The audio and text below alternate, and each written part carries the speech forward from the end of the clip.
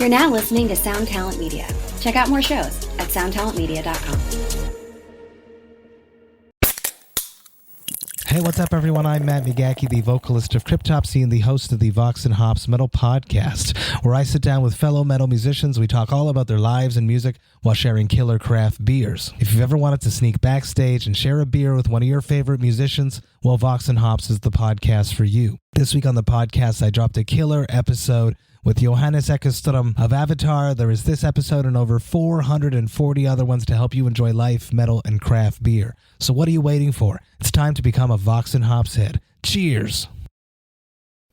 Hello, good people of the interwebs. I am back, and I'm here to tell you that this episode is brought to you by Sinusoid. If you missed the last episode, that one was from the founder, owner, CEO, all that stuff of Sinusoid, Mr. Andy Kim. He's a wonderful dude, providing wonderful products to all you wonderful people. And they've been a long-time sponsor of the show, and, 100-year warranty on the cables, top-notch customer service, excellent products, as I said before, and the ability to create any kind of cable you can think of in their custom cable builder. Builder. Huh. Losing it, guys.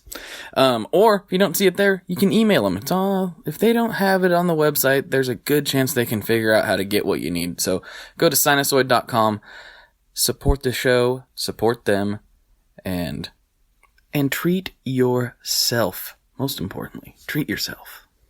This episode is also brought to you by the Fear the Riff Expo, coming at you, New York City, August 11th. That's a Saturday. It's in August this year. I had to mix it up a little bit. So I'll be flying down. We'll probably be doing some more Tone Mob VIP type stuff for all of you wonderful people. So shoot me an email at info@tonemob.com. We'll make sure and make the arrangements for that. Again, Fear the Riff Expo, Brooklyn, New York. We got all kinds of amazing companies going to be there. We got Fender. We got, I can't even remember. There's so many. Fuzzrocious is going to be there. Boss is going to be there. Earthquaker. The list is huge. So come on down and let's do a little fist bump. Fear the Riff Expo, Saturday, August 11th. Be there or be square.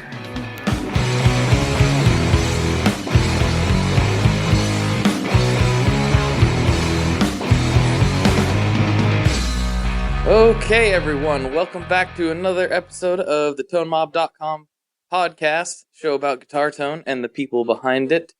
I'm your host, Blake Weiland, and with me today I have none other than longtime Tone Mob dude, community member, what do we want to call it?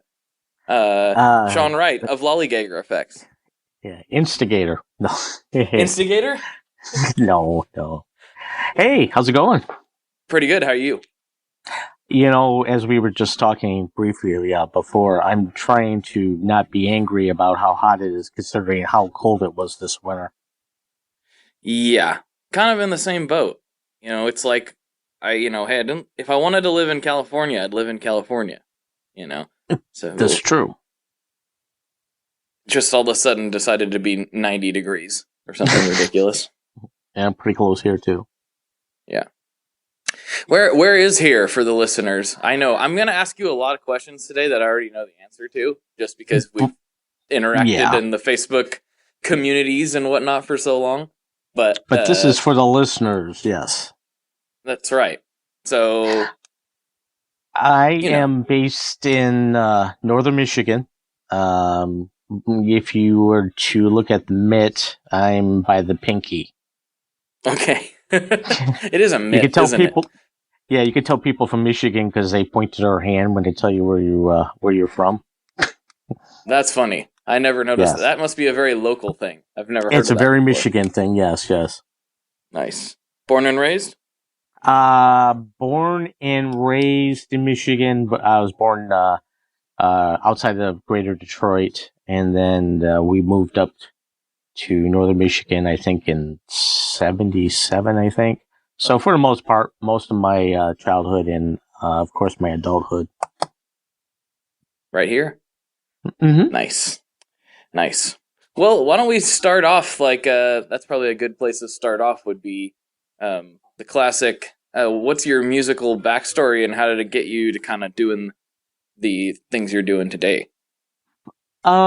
Musical backstory. I had a couple of friends in high school. Matter of fact, one of my good friends who I'm still friends with, had a really cool guitar, and I would go over to his house and he would jam, and I was like, I want to play guitar. That's really cool. And then I tried playing guitar, and I'm like, I'm really bad at this. So then, for some reason, thought if I'm bad at guitar, I could probably be better at drums, which is not the case at all. I was a horrible drummer. Yes. Yeah, horrible drummer. So I think I just bit down and figured out the guitar thing. And me and my brother both play. So it was kind of cool to have somebody growing up that you could jam with. And then, like your typical thing, high school bands, swapping gear, all the stuff that, we all do. And, that was pretty much up until my 20s. Mm-hmm. So. And then what? Oh. Okay. You want me to do the long haul. Well, the story doesn't end there. Yeah, well, obviously. That's true. What I ended up, I went to school with my wife, and we were friends for probably 10, 11 years. And we started dating, and we got married. And then one day, miserable at my job, her waiting to do something new, a change. And then I moved to Minnesota and got a degree in electronics, specifically music electronics. And I got my associates there. So that's where my electronic background of gear comes from. I see. And I know you didn't stay in the music electronics though. Didn't you work for it seems like I remember you posting somewhere you worked for a company that was well known for a while in the Yeah, I when I got out of school, by that time, we had my daughter, and there are never mistakes or surprises. That's right. We had a surprise, so that kind of cut my invitation to be a glorified roadie at the time. So I ended up doing a lot of tech work for a lot of different stores in Minnesota. But then we moved back to Michigan, and I did a lot of tech work there as well. But one of my first jobs is I got a job with Naylor Amplification. That's right. That's right. Yeah. Yep. And I did that for a while. And for the longest time, for me, I was always in my school. It was very comprehensive. The first year, you learned essentially just electronics. And then the second year was based on the theory, learning more skills, but also doing a lot of hands-on stuff. And a lot of people gravitated toward the digital stuff. I mean, because this is 98, 97. And, digital was just starting to really become a useful product as opposed to a toy. And so everybody wanted to do digital. I just wanted to play with old basements. I mean, it's like, I'm an analog guy. So I wanted to do amplifiers. That was my thing. And I between doing the tech work, mods, building some myself, and then working for Naylor, and then later on working for Gytron, I got my fill on that. And by that time, baby number 2 came along, and we were living downstate at the time, and then we moved up north. And then I realized you can't make a living doing that and having 2 children. So I basically bowed out and went into the industrial electronics field, which is what I'm still doing to this day. Right. But also something else. A little something called Lollygagger effects came along. How did that come about? Well, like I said, I've been wanting to do build amps, and a little foreshadowing. We will be there sometime, just not right now. But Nice. what I wanted to do was get my foot in the door, and after years and years of mods tearing apart all the old and vintage gear and seeing what was good and what was not, or maybe something good but could be better, I'd had all these ideas in my head, and I'd said, what the heck, I'm going to design a new pedal.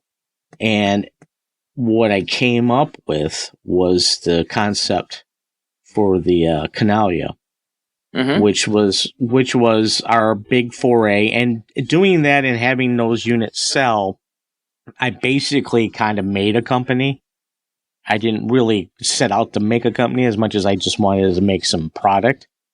Right. But, after so many people keep, I guess a bad word would be hound, but, saying like, I want one.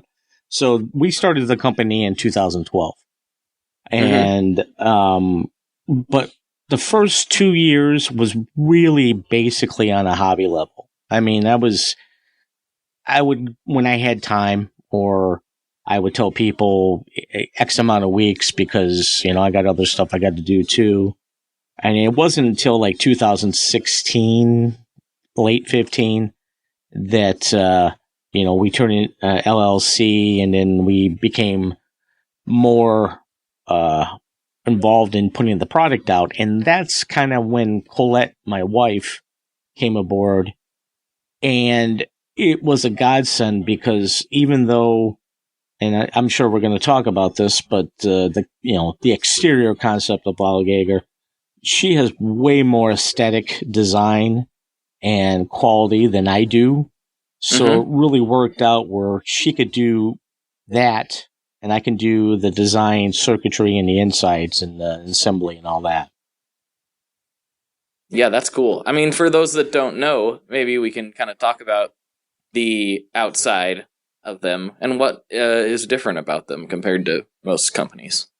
Well, it's not anything new. The only thing kind of new about it is that we decided to do it in a production run, is that our flagship, our Canalia, is in a wooden enclosure, and it's CNC cut. So it's got bracing, and so the strength factor is very hardy. We don't have any problems with any destruction. I mean, unless you wear jack boots and you jump up and down on it 150 times. But it's real durable.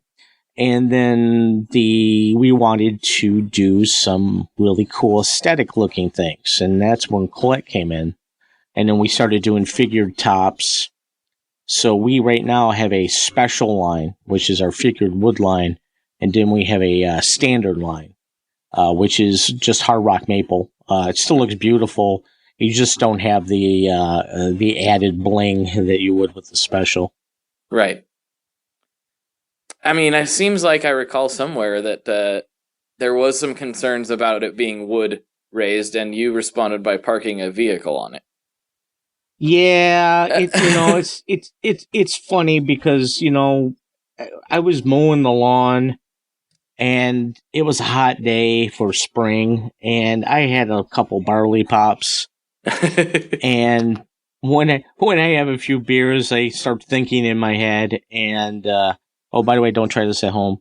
I told Colette, I said, I'm really, and I was just kind of being a pissy about the whole thing, but I was like, I'm really tired of people giving me, issues about the wooden box thing. So I said, well, what the heck? So I drove my car up on it.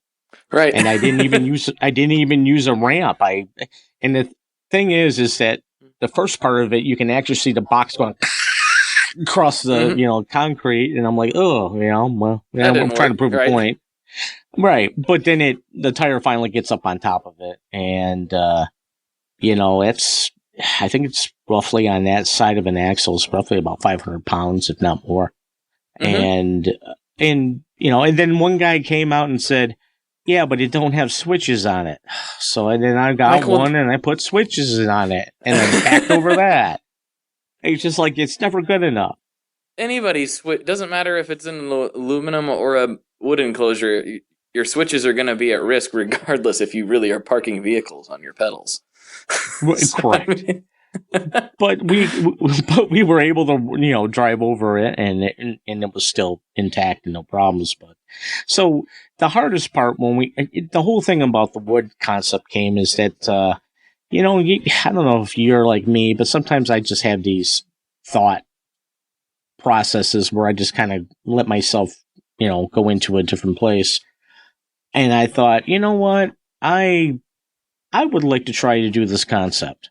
And a friend of mine who was out in California at the time, he still is. I'm not using him anymore because, but anyway, he was doing he was doing woodworking. Actually, had a nice CNC workshop in his garage, and his name was Bob Savage.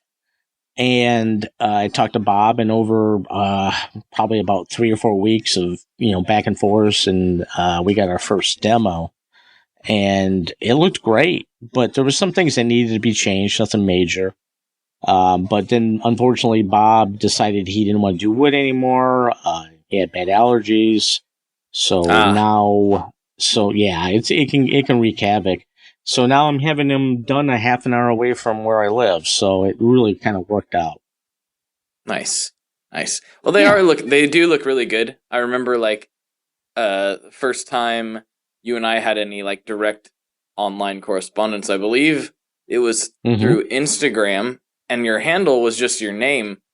And I was like, who's this guy? And I was like, oh, look at these pedals. And I think we had this weird conversation where I was like, yeah, you should really make it your brand name, on the Instagram.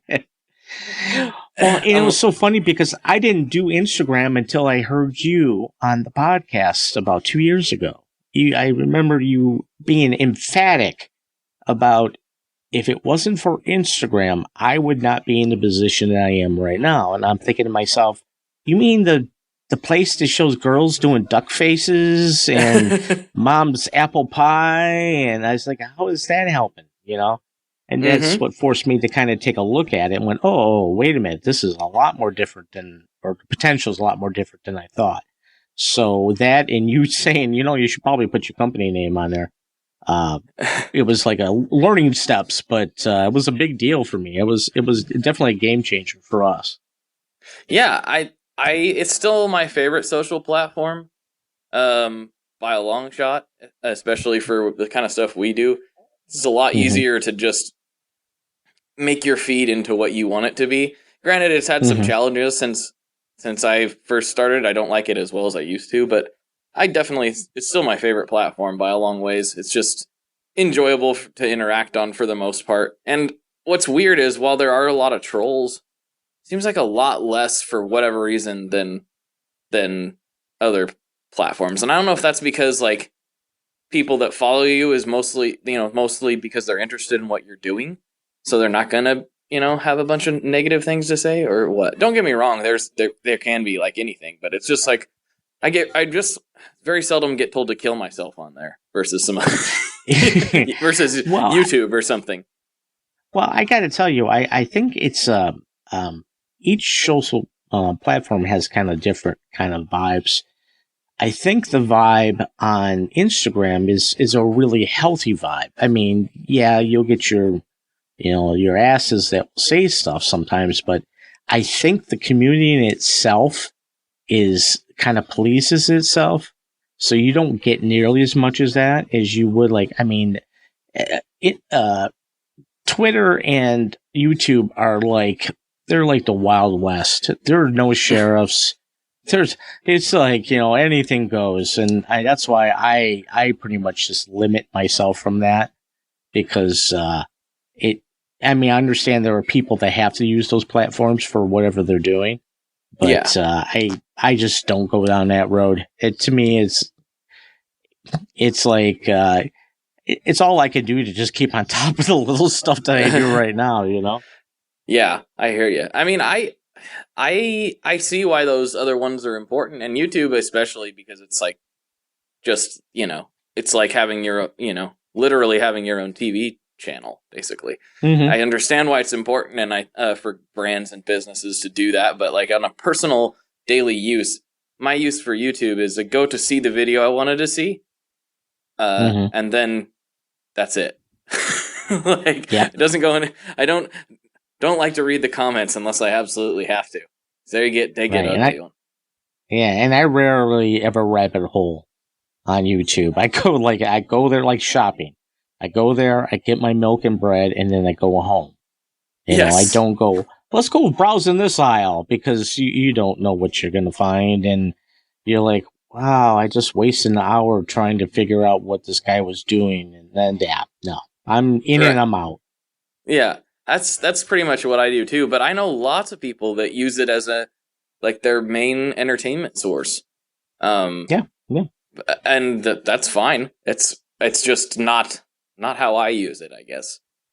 I mean, honestly, music and podcasts are my main forms of... It's audio for me more than video, and when I want to watch a video, I'll watch one, but, most of my entertainment is audio for me. Well, and I think it's a generational thing, too. I mean, I know you're younger than me, but you're still to the point that you didn't grow up with YouTube.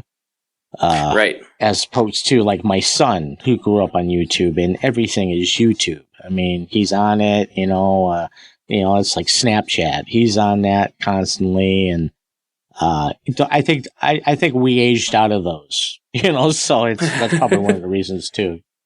You might be right. I mean, I remember when YouTube first became a thing, and I was like, this is great. Anybody can put whatever they want on here. And I got a lot of mileage out of it even early on, but I still used it the same way. It was like, how to change spark plugs in a whatever, Yep. And then found it. Okay, there's my information. And then of course it materialized into watch Andy play fuzz pedals. I could rabbit hole that for a while. I have done that. Did that. Yeah. I have done that. I've gone on like pedal safari, and then normally you get about 4 or 5 videos, but I've been on ones that were, oh my God, there's 20 videos on this pedal, and I'll just go through all of them, and by that time it's 11 o'clock at night, and I think my wife went to bed, or I was like, oh man, I gotta go to bed. Yeah. There was lots of times, at my old job where, some of the main part of the job was just making sure nothing was going to explode. So as long as nothing weird was happening, you were kind of free to read. This isn't at all times. This is just during certain activities. Sure. But you were kind of free to you read a book or, watch training videos or get on YouTube or whatever, as long as you could get to the shutdown button in a timely fashion. Yes. That's all that was required. And so, I did do some pretty deep dive, especially early on when I found out pedal demos were a thing. Like, whoa, just pouring through Pro Guitar Shop videos and Mike Herman's and all the ones that were kind of like the first generation of, well-known YouTube review guys, I guess. Or demo guys, rather. I think mine was more along the lines of, I think I didn't get a computer, until like 97 or 98, I think. And my thing was going to all the sites that had schematics. I still have ring binders, 4 or 5 of them, that are probably 150 pages in each, which was funny, because if you think about it, it's like, well, it is the internet. That stuff will still be on there, Sean. I'm just like, I need this in paper form. But that was my thing. That was my deep dive. Was and it was I started when I got out of school. I got out about the same time where you had the big three boutique guys were coming out, and they were starting to take some of those older designs and doing the things that, I eventually started going into about, let's take this and let's fix this part of it. Let's increase this, blah, blah, blah. And now you can't find this anymore, but guess what? Now you can, and we're selling it. So. Right. So that you said something interesting there. You said the big three as far as, quote unquote boutique. Who around that time would you consider to be the big three? In your eyes? In my eyes. Well, I would definitely say Healy was there only because he did that compressor. Mm-hmm. There was a lot of stuff going on with that. And then there's obviously Mike, doing his thing. Yeah. Yeah. And then there's Mike Fuller. Yeah. Yeah. He was doing his thing, and then there's the king of just doing it the right way. Boy, I just had a brain fart. He has the sun. He has the sun face, and he has the Analog Man. Thank you, Analog Man. Yeah. To Analog me, Mike. Those guys were the big three for me at the time. And then there was obviously like the dozens of guys like Justin Philpott. There was Aaron. And all those guys had these websites. And I tell you what, I am saddened by the fact that Aaron Nelson, people should give him residuals. I swear. I mean, that guy selflessly gave out all this info about being a, hobbyist pedal builder. Mm-hmm. And a lot of these guys took that info and, he put it out there. But they started companies, and if it wasn't for him, it'd be crazy. I mean, it wouldn't be like it is what it is right now. Now, I'm actually not familiar with that name as far as what you're talking about. What website did he run? He did GeoFX. Oh, okay, got it. I know. Yeah. I mean, those are. I mean, really, it comes down to like. Well, good example. Everybody came out with, Fat Booster. It's like, this, in either a part of a circuit or is just the whole circuit itself. And he's the guy that was doing it first, mm-hmm. And everyone took his designs and they did their thing. And that's what a lot of pedal builders do, you borrow a little here, borrow a little there. I mean, nothing is original. I like to try to tell people that there's always some degree of some kind of part of a circuit. Just because you need to amplify something, you need to have the circuit involved, But well, like there's only so many ways to create gain or amplify the signal. Yeah, right. Yeah, so, yeah. There's only so many ways you can do that. So to me, I don't have a problem with that at all. I mean, I think there's aspects that are just commonplace to a circuit. Mm-hmm. But, there was a lot of people that borrowed from him and he put it out there and, I don't know. I just feel bad, that he tried to do a really good thing and still does. But some people took advantage of it. Right. And it seems like that, it's been that way with basically any of the DIY guys, like mm-hmm. the ones that kind of provide a community or they're well known in the DIY world. It's like inevitably someone's going to take that and do something with it. And then sometimes I wonder how much of it is like I'm going through this on a different project right now. And it's not a big deal, but it's like two guys came to the same idea at the same time on some aesthetics. And mm-hmm. like they didn't talk to each other. They didn't do, neither knew what the other was doing, but they both released something like right around the same time or talked about it or something. I can't remember. They found out about it and they looked at it. And they're like, these look identical. Like, they neither had a clue. So what I'm saying is I wonder how much of it is, people having the same idea at the same time versus actually directly taking it. No, that's absolutely correct. I mean, there's, only a certain amount of ways you can do something. So, and the same thing with aesthetically. I mean, it's like you're bound to kind of run into somebody else doing the same thing, very honestly, just because, especially in this day and age. I mean, I think with the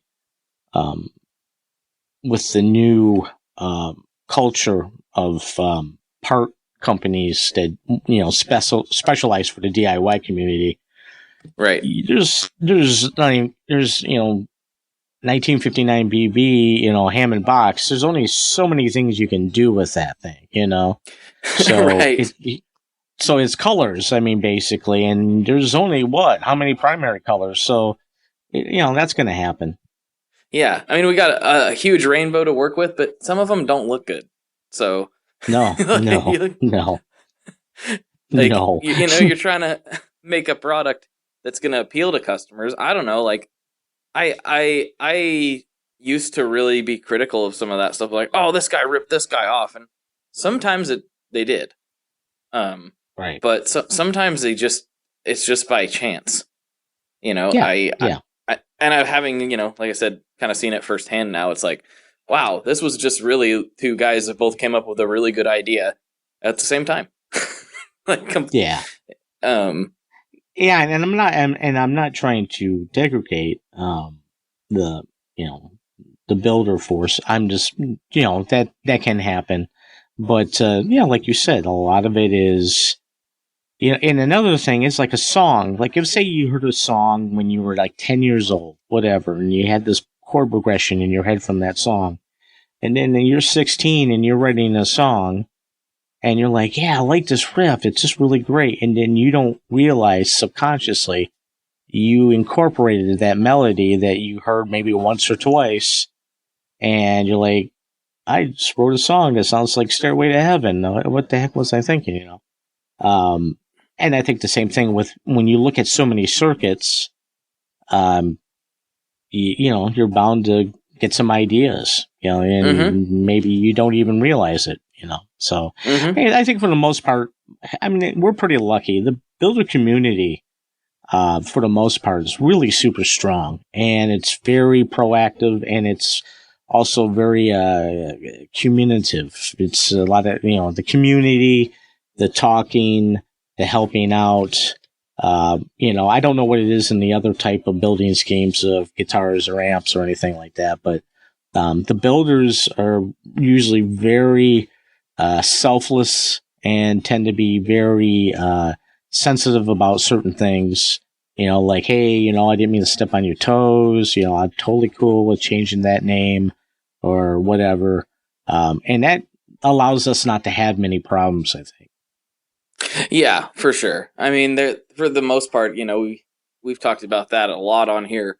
It's just there's always some rotten apples, but the community, by and large, in just kind of, boutique effects and gear in general, for the most part, is pretty positive. I mean, there's a few things here and there, but it's nothing like other industries where it's no, not at all. No, yeah. Not at all. And there's even a lot of a lot of guys helping other guys. Like I'm not a modulation guy, so if I was thinking about maybe doing a modulation thing, of course I'm going to talk to some of my friends that's done modulation stuff. Of course, to give me some insight, or where should I look, what should I start on, blah blah blah, and that's very much looked well upon in our community. So yeah, we don't usually have a problem with that. And that's one of the reasons, having this as a business, as a side business, is great. I enjoy, because I do electronics for my day job. And one of the reasons why I did like an old school thing with the Canalia, with the point to point and all that, is I literally deal with components that look like pepper on a daily basis. They're so small. Wow. it's a lot of SMD stuff. So I'm taking my love of what I like to do. I'm just kind of flipping it on its side and doing something different, so I don't burn out. And that was one of the reasons why I wanted to do, the point to point. Wanted to do a discrete overdrive.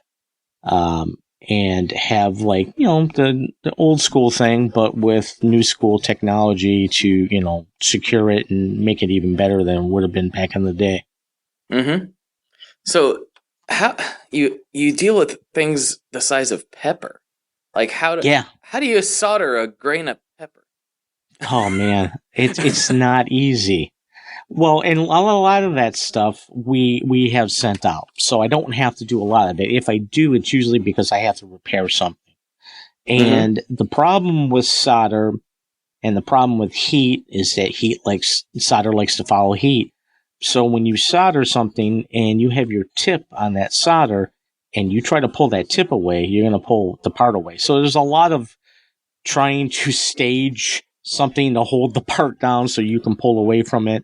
But yeah, I mean, I deal with small components every day.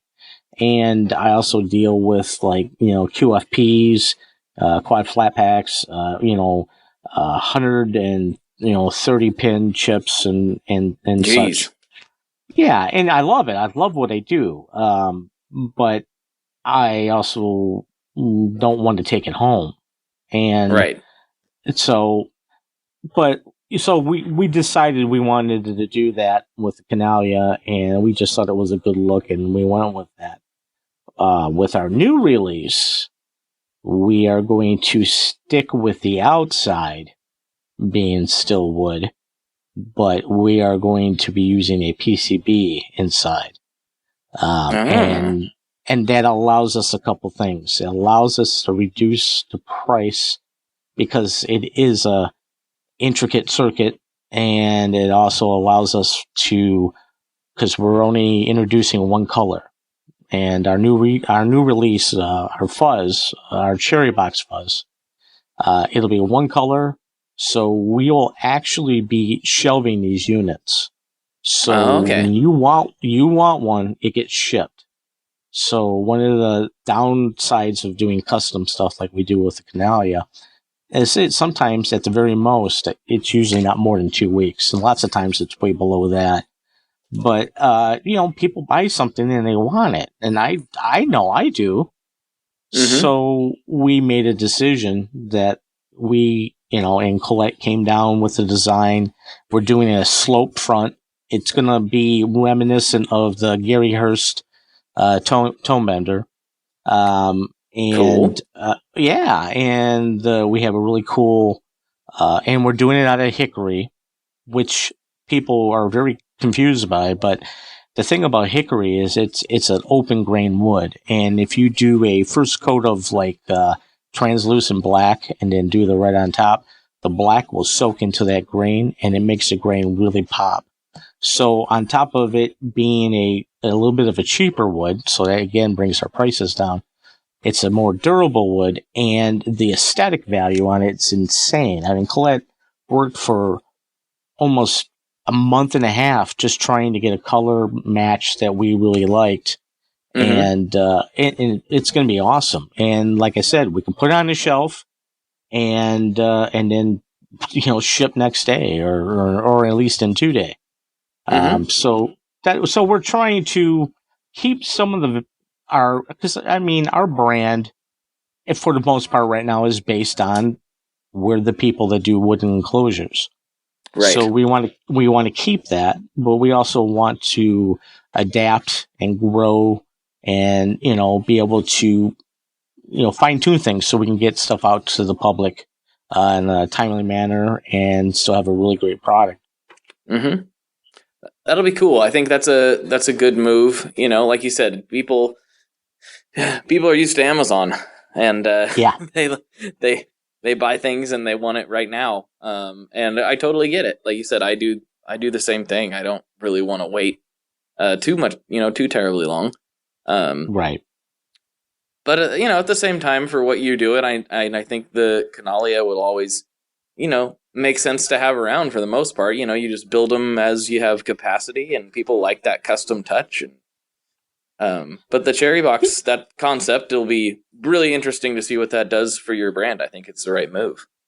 Yeah, and the fact that we're, and I know a lot of people say this, but for the most part, both our designs, our cherry box and our canali, are at least the way we're implementing them, are pretty original. I mean, obviously, like I said, nothing's totally original, but the way we're implementing them, they're pretty unique designs. So I'm really excited about releasing a fuzz that doesn't sound like not many fuzzes on the market right now. It's giving you the smoothness and the bottom of a muff, but has a lot more mid in it, and it's a lot smoother, but also having the additive oscillation circuit and tuning that in, you can also get your Velcro thing and do a whole bunch of stuff. So it's a very flexible fuzz that's has some really unique textures and sounds and tones. And I'm really thinking a lot of people are going to dig it. I know we do, and I've worked on this damn pedal for 4 years now. And I got to learn how to let go of things. So I finally did. Just fun. You just wanted a little bit more of something, a little tweak here, a little tweak. I think I can get it to do this. Like, yep. Sometimes it's time to be done. I know what you mean. Well, and there's a lot of times where, and you know this, is like you get your amp dialed in, it sounds great. Okay, I'm going home for the night. Come in the morning, this amp sounds like garbage. Yeah, I know. It's like, what happened? Yeah. What happened? The gremlins came in, It's, a lot of it has to do with your ear. So you can get ear fatigue. And so basically, I'm done. This is it. This is what we're going to have. But, I mean, it's a really flexible fuzz. We're going to do a pre-release on it at the end of the month. We'll cool. be announcing that. Yeah, we are going to do a pre-release on it. Mainly because there's a lot of people that, one thing about being a small company is you get to be friends with a lot of people that have, that you have gotten products to. So this is really for our core of people that have supported us and spread the word. So, they can get in at a really great price that we will never, ever, ever sell again at this price. And then, get to the people that, supported us. And then, we'll have a release soon after that. And so, yeah, we're really excited about that. That's very cool. Very cool. Yeah, I know you've been working on that thing for a long time. You've kind of sent me little snippets here and there I didn't know it was 4 years, but the last year or so I've known of its existence, I think. So I know you've been working on it for quite some time. I didn't know that it was almost finally like coming around the corner. So good timing. Yeah. And like I said, a lot of it, the circuit's been done probably for about 2 months, 3 months now. A lot of it was just trying to, we decided we wanted to do a different type of enclosure. So it's not like you just get on the CNC machine and, let's cut something. There's a lot of design, a lot of figuring out, okay, can this pot go here? Well, there's a jack's in the way, so I can't do that. And then, like I said, the concept, and once Colette got that done, doing the coloring as well.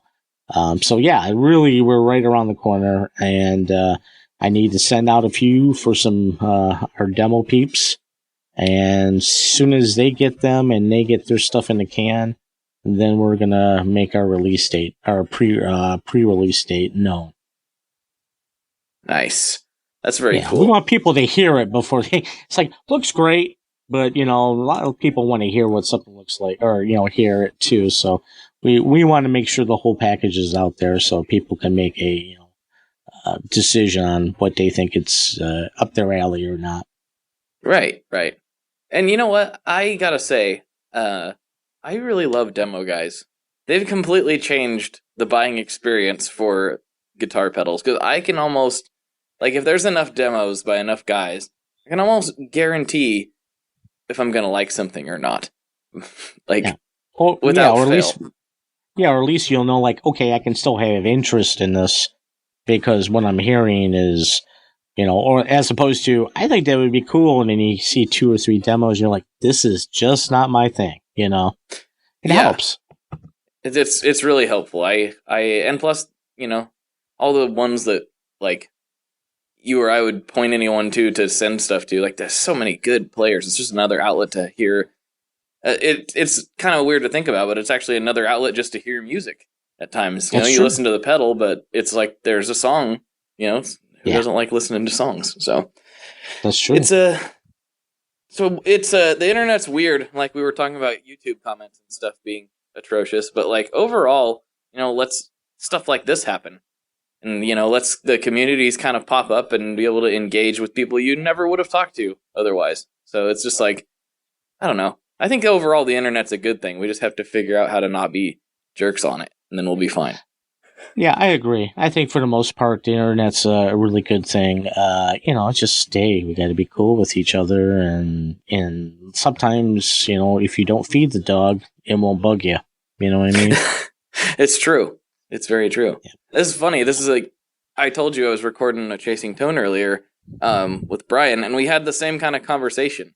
Like I think the internet is still such a new way of communicating that some people still haven't figured out that you can't yell and call people names and scream at them on the internet and think everyone's going to be okay with it. Because, like, how often do you walk through a store and see people doing that? Like, exactly. You could totally disagree with that guy, but, like, you're not going to say anything to him because, you could end up in a fist fight. It's just somehow with this cushion. Yeah, and before it was like the concept of it was, well, you had all this anonymity, but even now when things are really open, people still are, because it's kind of like, I'm 2,000 miles from you, so I'm just going to say whatever I want to say, and I don't care if you know me or not. I'm never going to meet you again or whatever, I think just people need to, take a little bit of stock in just being a human and treating people like humans, and not, and I get heated. I've said some preheated things before, but for the most part, I'm not a huge instigator. I think to me, those are people that are either lonely or bored or both. And I just don't, I'm not into that. Yeah, and I honestly sometimes think it's people don't necessarily know. Like, I've talked to a lot of guys that like, when you talk to them, it's super cool, but, like, sometimes they don't realize how they sound when they're or how it appears when they're typing. That's something. True. Like, that's true. The emojis were invented for a reason. Like, sometimes, yes. Sometimes you can't detect sarcasm. You know what I mean? Like, right. I mean, you can if you sort of know the person, right. But if you don't and you can't hear the sound of their voice, you don't know. Like, they could be making a joke and you think they're calling you something horrible when they're totally not. I don't know. It's a weird thing. I still think that it's such a foreign way to communicate for people that we haven't, as humans, totally figured out how to use it yet. Because for whoever knows how many years, the internet didn't exist. You had to talk on the phone or face-to-face. Like, an angry letter was as close as you could get to an internet message. And people still had to take time and think about those when they were writing them. Yeah. And a lot of it, body language and tone of voice really come into play on, somebody's true, whether someone is, I can tell this person's pissed at me, even though they're saying they're not pissed at me, Right, right. Yeah, as opposed to when you write it down, it could be anything, Yeah, well, yeah. Oh, bless your heart, John. Like, what's that mean? Yeah, what's that mean? He hates me. He hates me. He actually wants to murder me in my sleep. Oh, bless your heart. You're like, oh no. I'm gonna see that guy outside my window with a shotgun. I just know it. He blessed my heart. He blessed my heart, and I hope to die. I don't hope to. I don't hope to. I don't. I hope I hope to either. Let's see. I know you and I have talked about a lot, but I know that we are similarly passionate about food. Yes. And I know we mostly talk about pizza on here, and we'll get to that. But I seem to recall that you're quite the barbecue fan as well, and so am I. So yes, is that an accurate statement? That's very and we need to step back for our friends that are in the South. We are passionate about grilling.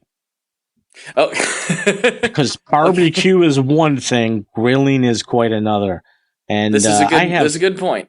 Good point. I have friends and family, and you don't say barbecue when you're grilling. Although I don't care, but they obviously do. But so yes, we're big fans of grilling. Grilling, yes, and I mean I am a big fan of barbecue, although I probably do it in the cheating way with a pellet smoker.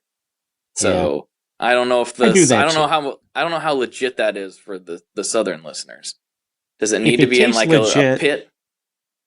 Nah, it doesn't have to be. I mean, if it tastes legit, and I'm not.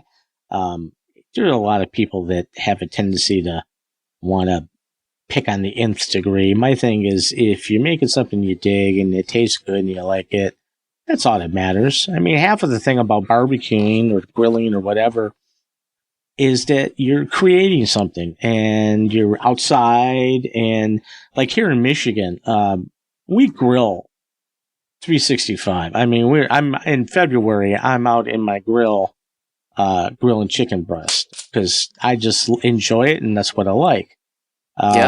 Same here.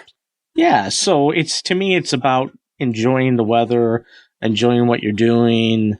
And then the food is just the bonus part. That's the great thing. It's an oddly satisfying thing to bring in, whatever it happens to be. I really like cooking brisket and stuff and pork and whatever. But like when you bring that in, everyone's like, "Ooh yeah, time to go." It's like it's very weird sense of accomplishment.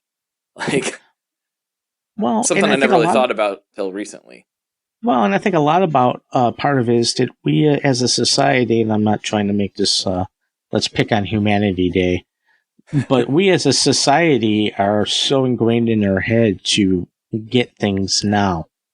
Mm-hmm. And part of grilling to me is like, it's the anticipation of the amount of work that you're putting into it. So when you sit down and you eat this meal, it tastes better, not just because you cooked it or you have a great marinade, but it tastes better because you had to be involved with this meal, as opposed to when you go to McDonald's, you're not at all involved with anything that goes in that meal, and simply not just because it doesn't taste good, but it even tastes that much worse because of the fact that you didn't do anything with this.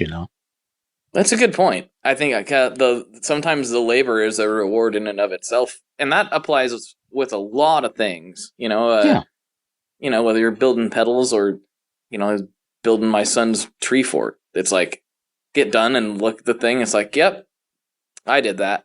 It's like I think it's like a weird human thing because like everybody you can do like work on the internet and like digitally and stuff, and is legitimate and difficult work at times, graphic design and all that stuff. But like sometimes like a physical thing that you've put together, you get done and it's like, yep, all the plumbing works now. As much as that wasn't fun, when you turn the faucet on and it works, it's kind of like, ha, look at that. I have accomplished something, especially if it's something you haven't done before. Like, I didn't think in my right mind that I would be able to do that, and I did, and okay, that's another thing that I could put in my toolbox that I know how to do, or at least have an idea of how to do it. So I totally, it's like when you buy your first amp, your first really good amp, I remember I saved money for a long time. So when you bought that amplifier, I mean, there was an amount of blood, sweat, and tears that went in getting that amp. I mean, it's like, working at really bad jobs, dealing with friends that had better gear and you were saving up. So when you purchased that gear purchase, it just made you appreciate it that much more, as opposed to someone giving it to you, which is cool, but it doesn't have that sentimental value or that pricelessness of that piece of gear because of what you put into it. Yeah, I think it's literally that way for anything. Anything that you've tried really hard to achieve or get or do, versus it kind of falling from the sky. Like, universally, I can think of things with myself that's like things I had to work really hard for, definitely take better care of, and and think about more and care about more than just random freebies. Like you say, it's good, it's nice, and I'm not just talking about gear. I'm talking about like everything. Anything you have to work really hard for is much more enjoyable somehow. Just because of the fact that you did. Yep. I didn't think we were going to go there with the grilling conversation, but I like it anyway. I'm glad we did. No, it's really cool. I just think it's more people need to have that point of view. I think look at the journey. Don't look at the destination. Sometimes that's true, and I think that most people inherently know that in their bones. It's just not something that is thought about.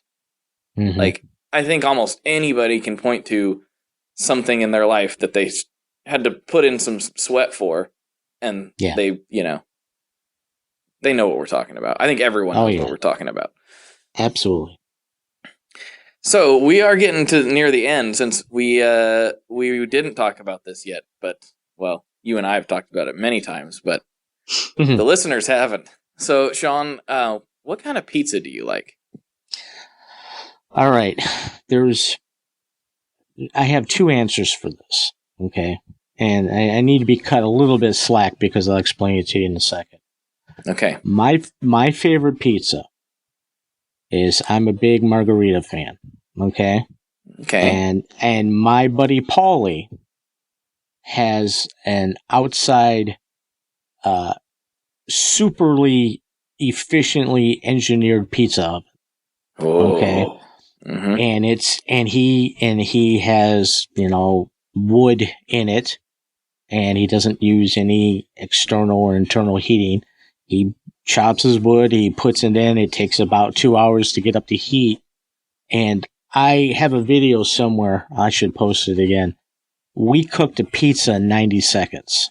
Oh, I remember that. It was like a year ago or something. Yeah, it got up to about 800 degrees. So he brings the peel out. He peels it out on the bricks, shakes it around maybe once or twice to the sides because the fire's off to the left. Mm-hmm.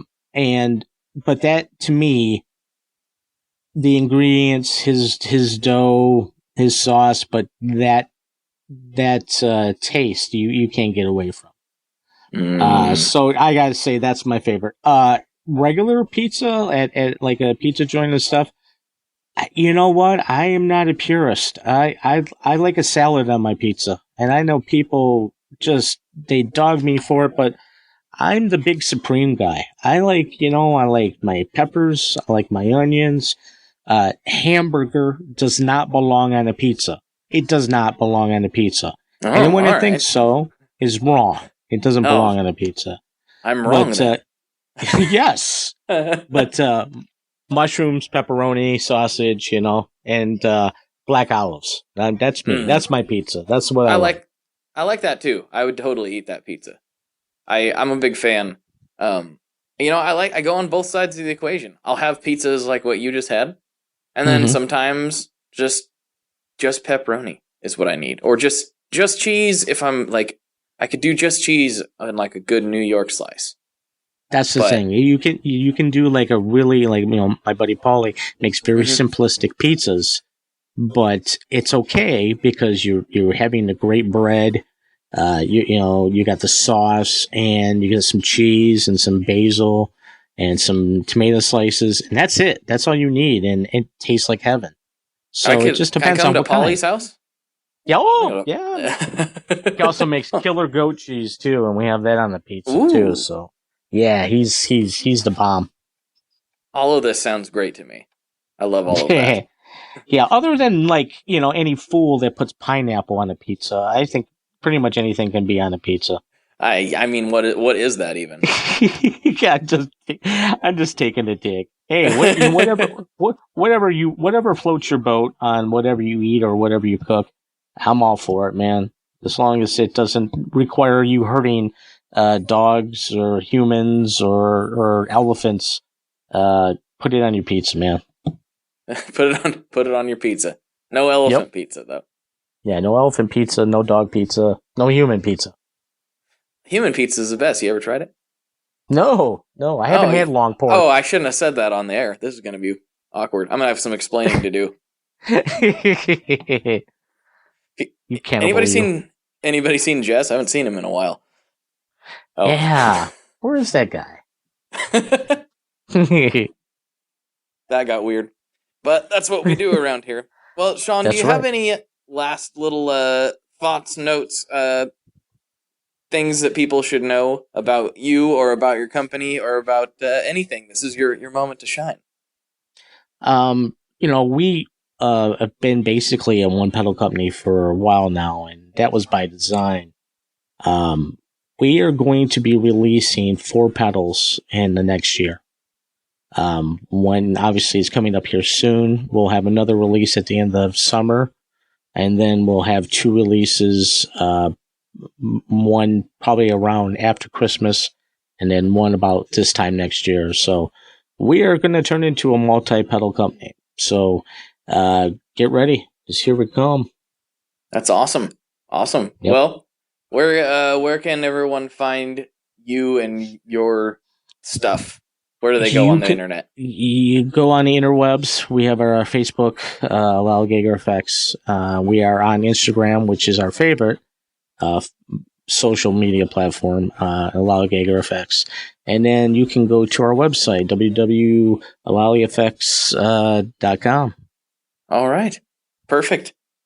Well, thank you very much for coming on, Sean. We've been trying to do this for a long time. I'm finally glad that we were finally able to make it happen. So yeah, me too. Hey, man, it's a busy world, man. You do what you can do. Yep. Well, we finally did it. Yes. All right, folks. Well, for Sean, this is Blake, and as always, good luck and good tones. All right, folks, that does it for this episode. As always, thank you very much for tuning in. Been getting a lot of good feedback lately, and that brings a little warm and fuzziness to the old heart. So keep it coming. If you need anything, if I can be of any assistance, feel free to reach out on all the socials or info@tonemob.com. I'll try to be of service in any way that I can. But thanks for tuning in. Don't forget to check out the Facebook group if you're feeling like you want a little more fuzz in your life. That's what we're there for. So it's just the Tone Mob. You'll find it. We have a few questions to try to keep the spam bots out, and then you're in and partying. So have yourself a good one. Talk to you next time.